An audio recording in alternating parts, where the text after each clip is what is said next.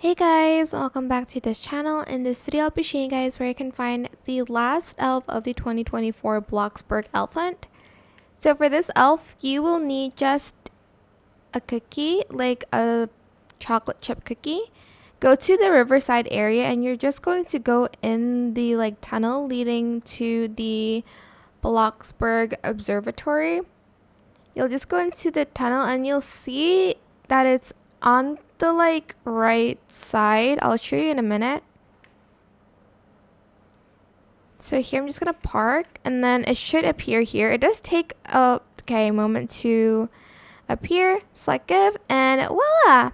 I got a trophy. Woohoo! And that is the last day of the elf hunt. I hope this tutorial was helpful for you guys. Don't forget to like, comment, share. And also subscribe to this channel if you haven't done that already.